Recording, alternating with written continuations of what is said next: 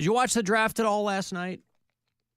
I caught a little bit. I mean, I was doing shows and stuff, but I was keeping up to date. There were some interesting moves, like Atlanta trading up to get a quarterback after they just signed Kirk Cousins to a $150 million contract. That was interesting. That's got a lot of people scratching their head.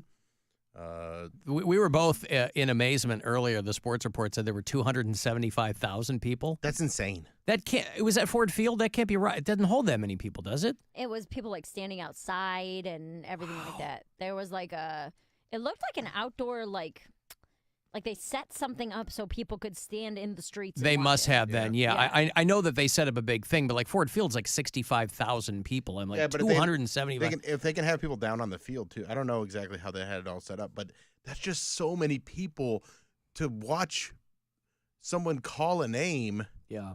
And then the people whose name's getting called, only like the first 5 or 6 of them are even there. So, you're watching them react on a screen. I went to the draft when they had it in Cleveland a few years ago, and you're kind of underwhelmed, yeah? Yeah, because it's literally just calling names. There were a few surprises, a few not surprises. My Bears got the number 1 overall guy. With the first pick in the 2024 NFL Draft, the Chicago Bears select Caleb Williams, quarterback, Southern California. I was keeping an eye on J.J. McCarthy. My wife is a U of M fan, and he took them all the way to the national championship. And he doesn't have to change his team colors too much. He got scooped up by the Vikings. Blue for purple. Blue for purple, yeah. It was funny. Our, Bill Crawford. Yeah. Our buddy Bill Crawford, who is... I wonder if I'll run into him in a couple of weeks when I'm out there. He's going to be broadcasting from... Oh, from Pittsburgh, yeah, from one of our... They're iHeart, right? iHeart Studios, yeah. But Bill Crawford, who's a funny dude, he's on my buddy Randy's morning show out there at DVE. He tweeted, after the Caleb Williams thing, he tweeted, "Can't wait to pick up Caleb Williams in a few seasons and complete the set." Because the Bears drafted Mitch Trubisky and Justin Fields in the first round, and both of those guys would eventually go to the Steelers. Mitch Trubisky, of course, from Mentor, Ohio. Didn't do much for the Bears at all. And then I don't know if he went somewhere. Well, he went to the Steelers, and now he's with Buffalo. He went to the Buffalo, then he went to the Steelers, and then he went back to Buffalo. Oh, he did. He went back to Buffalo. Oh. And then we had Justin Fields in Chicago for a minute, and then he is now he's with the Steelers. He's going to be backing up, what's his name? Russell Wilson. Yeah. I also, somebody reposted I reposted it because I saw some football account posted it, but I think it's funny. They're like, never forget when Russell Wilson's ex thought she was set for life on draft day. Remember that picture of him taking the call and his girlfriend was flipping out, She's like, "We're going all the way, baby." And then, then he traded up for Sierra. Yeah. And it was all gravy from there. So, yeah. A lot of people watched. A lot of people. I mean, people love it. They're The Browns go tonight, yeah? Yeah, the Browns pick 54th. But this is the last year that they have to sit on those early picks because of the trade. Trade, yeah. Yeah, I think they get a first-round pick. I don't know. They might not. I think they traded 3 first-round picks for him, so I think this is the third. I thought that this is the last year they have to do that. The people who went viral, though, were Brian Thomas Jr.'s parents. Did you see these two? No. Brian Thomas Jr. is a wide receiver from LSU, played for the Tigers, drafted by the Jacksonville Jaguars. So he's not moving far. And his parents, they have these reporters that have to ask these vapid questions of the parents. What's the story of your son? And so Brian Thomas Jr.'s parents went viral because just very, very honest answers from them and when their son got drafted. It's awesome. That's all I can tell you. It's awesome. It's an awesome feeling. Sandra, how far has this family come? We came from Baton Rouge, Louisiana. I love it. So not because they want the story, right? Yeah. Tell me about your family's journey.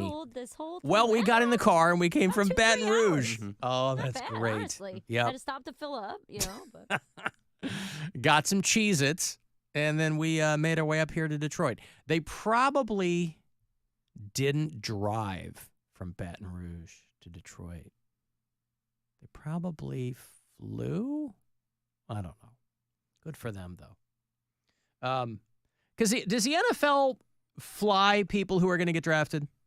Or do they have to get up there? I don't know how it works. I don't either. I mean, is that the reason a lot of people don't show up? They're like, I'm not doing this on my dime. The people don't show up because they want to be with their families and everything. So they're usually... They show them in their living room? Yeah, they're in their living room, or they just, they don't know when they're going to get picked. And what you don't want is the green room waiting to be picked, and they're like, oh, you weren't third or fourth or whatever.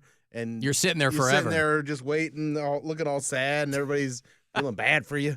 So it's better. And, there's still an element of that for certain picks because they have cameras in the home of certain players. But, yeah, I think the draft party at your house is more of a way to go. If you're going, top 10, you're going to be in Detroit. But even then, really? What's his name? Trevor Lawrence. He was number 1 overall the year was in Cleveland, and he was not there. Oh, and okay. then, so the number 2 overall pick was Zach Wilson, and he was there. So everybody he walks out, and it's also not like everybody that's there is your fan. So if you walk out on the stage, there's sometimes moments where they'll be cheering with Roger Goodell, and it's like, do you want to be that guy that's hugging Roger Goodell? Right. That's the picture that goes wide. Right. Yeah. You and the football commissioner. Yeah. Well, they just want to meet Jane Skinner. That's why I'd go. Woo, that foxy Jane Skinner. Mrs. Roger Goodell. Well, anyway, what a thrilling time. As a Chicago Bears fan, I'm hoping that something turns that storied franchise around. We're supposedly getting a new stadium, and that'll be exciting. But they're putting all their eggs in the Caleb Williams basket. They got a couple of good dudes this time around, but we'll see. Browns will go tonight. Like the 54th pick or something? Yeah, 54th, I believe. Is way in there. Yeah. So it's, 54th pick overall. I think it's probably 12 or so. So what do they need? Do people, are they speculating on what the Browns need? Do they know what they'll get? Do they know, what do they need? I don't know, players. Well, but I mean, I think there's people that go, oh, they really need a wide receiver. There's a lot of wide receiver. Offensive line is something you always want to have depth. Defensive line is something you always, in cornerback. Those are the big positions where if you could have a lot of depth in those positions, it's just a good thing to have. So they said this is the first time in the most quarterbacks drafted in any round since 1960 something. Yeah, there were six guys, 6 quarterbacks taken in the first 12 picks, which is unheard of. Well, there it is. And that's also one of those things where, are they all 6 going to be amazing players? Probably not. So, you got to see who's going to work out and who's going to be a bust. The guy, Michael Penix Jr., that the Falcons took is an interesting one because the Falcons, like I said, they just signed Kirk Cousins, and they had to call Kirk Cousins while they were on the clock. They're like, hey, we're going to draft a quarterback. And he's like, because they didn't tell him. Yeah, they couldn't tell him until it was happening, and they traded up to get it. So it's it's just a weird situation. And, people talk about all these guys, and they say, oh, they could all do this and this and this. But you look at the draft that Justin Fields was in, and Trevor Lawrence is the only one that's really been worked out that well. He's that flat-faced dude in Jacksonville? Yeah. Yes, the flat-faced dude in Jacksonville. He does. He looks like one of those Easter Island heads. Yeah. But Zach Wilson just got traded to a new team. Justin Fields is on a new team. He didn't work out. They're everybody else in that draft in that first round are now backups. Mac Jones is backing up Trevor Lawrence in Jacksonville. Wow. And he was the Patriots' first round pick. So he just a texter reminding me that Joe Thomas was fishing with his dad when he got drafted. Yep. Joe Thomas is legendary for that. He's a real man. Mm-hmm. He's a man's man. 3rd overall pick, and he's like, I'm fishing. Yeah. Go fish. Hey, Alan. Drunk Suit checking in. I was thinking about, for years I've been thinking about it, I want to make a T-shirt. And it's going to say, I couldn't care less, even if I tried. I think that's flipping hilarious. I couldn't care less, even if I tried. See you, buddy. Love you. Wow, drunk Sue, boy, she's calling it all hours. I've never just to heard get that phrase before. I That's know, very right? clever. She is. I love her entrepreneurial spirit. She's cracking herself up. I couldn't care less, even if I tried. I want to make a T-shirt. And it's going to say, I couldn't care less, even if I tried.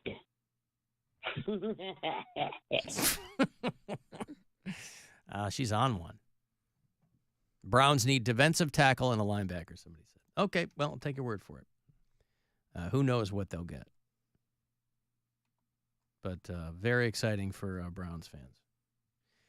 We're talking maybe earlier in the week about that couple from Cuyahoga Falls whose friend was going to scatter their ashes out on the West Coast, where the woman was from, Huntington Beach. And the ashes were stolen, and they were trying to get them back. And now another guy has ashes stolen out of his car. This dude in Florida who has a custom car that got stolen, and he kept his mom's ashes in the cup holder. Now, I don't know how wise that is when you have a car like this, because this is just one of these dudes that lives in the middle of like Nowheresville, Florida, on this gravel street. It looks like he's living in a trailer, and he's got this tricked out car sitting out there. But they had him on the news. They got some good heart. They still got a good heart, but just they mind messed up. Yeah, that's all he said. They got a good heart, but their mind's messed up because the guy kept the car but returned the ashes. Down there in Florida. Best case scenario. I mean, I guess it is, but Jesus, this guy, these people that don't have a pot to piss in, and they got these high-end whips out in front of their trailer, I don't get it. Larry Carter Jr. said he slept through it all. Somebody broke into his, follow me, 2023 limited edition Dodge Charger SRT Hellcat Red Eye Jailbreak. That's the name of the car. It's an $86,000 car. That's a muscle car. And this guy is like living in a tin shack in the middle of Florida. I ain't hear no horn, nothing. Car didn't crank. I would have heard it. He slept through all of it. He had one of those signs in the back windshield, the stencil, right? The decal. In loving memory of Lorena Leonard. That's his late mother who passed away a few years ago. He said, the main reason I got that car was to represent her. You couldn't put it on the back of like a Chevy Spark? He said, that wouldn't have been a good representation. She's a Hellcat. She was a a jailbroken Hellcat. Oh, She's God. not a Chevy Spark. Oh, look at the car. I'll show it to you here. It's an $86,000 car, limited edition Dodge Charger SRT Hellcat. Badass car, man. It's a badass car, but this dude doesn't have any. I mean, wow. I mean, first of all, you don't even need a pot to piss in. You can just pee in the grass. That is true. Everybody's always like, "Oh, get a pot." No. What? You don't have grass to piss in? Grass pisser. You don't want your neighborhood. You don't want your neighbors calling you that. So he calls the cops. He goes, "Hey, somebody stole my car," and they said that they would look for it. In the meantime, he came out the next day and he found his mother's ashes in his mailbox. Hey. He slept through that too, though, huh? So they kept the car, brought back the ashes, which is nice, I guess. Yeah. If it's gonna happen, at least they had a little bit, like he said, a little bit of a heart. Now, this guy, I think he's pretty sharp. He said that he didn't want to smear any fingerprints that might have been on the container. So he grabbed it like with his shirt, to try to. He's like, I wanted to preserve whatever fingerprints might have been on there. Yes. So he's hoping to get his car back, obviously. But to him, his mother's ashes are the priceless possession. They got some good heart. They still got a good heart. But just they mind messed up. Their mind is messed up. There for Larry Carter Jr. They have not yet identified a suspect or located his car. But he says that God will provide a solution. Obviously, God helped him get an $86,000 Dodge Charger SRT Hellcat wide body red-eyed jail, whatever they're called. These goddamn cars, I love you. I mean, listen, they are pretty rad rides. I'll definitely tell you that. You know, if I had a ton of disposable income and I was like, I'm going to get me a car. You know, they make fun of these guys. They go, oh, that's like a, what do they call it? Midlife crisis car. And you go, yeah, but that's usually the time when most people might have a little bit more money. Yeah. Yes, you're well established in your career. You might be looking. So that's just the time in people's lives where they might have a little bit of money to blow on a car. And I don't know anything about cars, but I know what I think looks good. I think what I have maybe half a dozen cars in my mind where I'd be like, yeah, I would get one of those. But Jesus, this guy who is like in the middle of nowhere with that car sitting in his what passes for his driveway. Alan, that car was on the verge of being repoed anytime in the next 6 months anyway. Maybe so, but he's like, you did me a favor, actually. In the meantime, you know, you're driving a pretty sweet whip. I don't know, maybe he got a huge inheritance from his mom, and Yes. that's how he spent it. And he's, you know, he doesn't want to live beyond his means. He's like, I want this car, but I like my shack, and that's how I'm going to live my life. Yeah. Alan, you got to give Drunk Sue props. She didn't say could care less, which of course is incorrect. Right. It is couldn't care less. Right. That's kind of a pet peeve of mine when people say that, and Drunk Sue nailed it. I want to make a T-shirt. And it's going to say, I couldn't care less, even if I tried. I think that's flipping hilarious. I couldn't care less, even if I tried. Mm-hmm. That's she's going to do it. That's a lyric, right? I don't know, but I'll buy one of her shirts. I'm sure you can find a shirt. that already has Because that? with respect, when Drunk Sue passes, guess whose decal is going to be on the back window of the Coxmobile? Are you going to get a Hellcat? I'm going to get a Dodge Charger SRT wide body Hellcat jailbreak red eye, just like that show that Joe Mackey's on. And I'm going to have a decal with Drunk Sue's information on it, and I'm going to have a little head decal of Joe Mackey right underneath it. I'm going to confuse everybody. And it's going to be fantastic everywhere I go.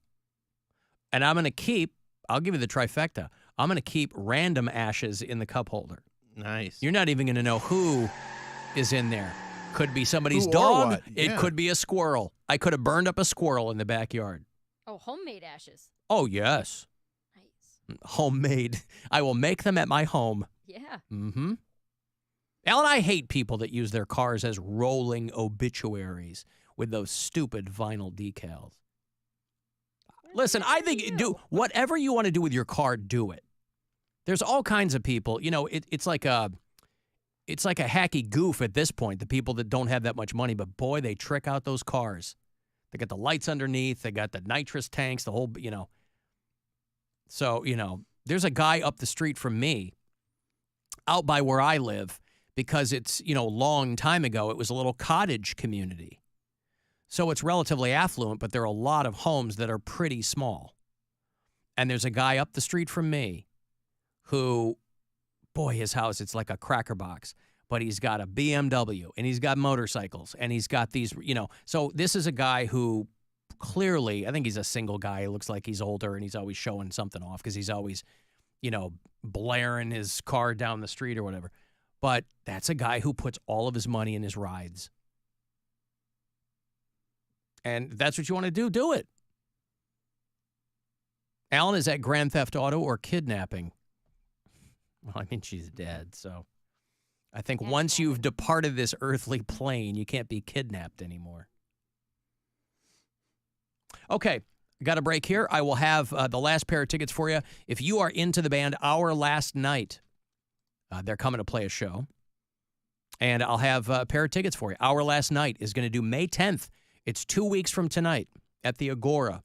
And then the last chance today, last chance of the week to grab $1,000 from the Buzzard bookie is coming up at 5:30.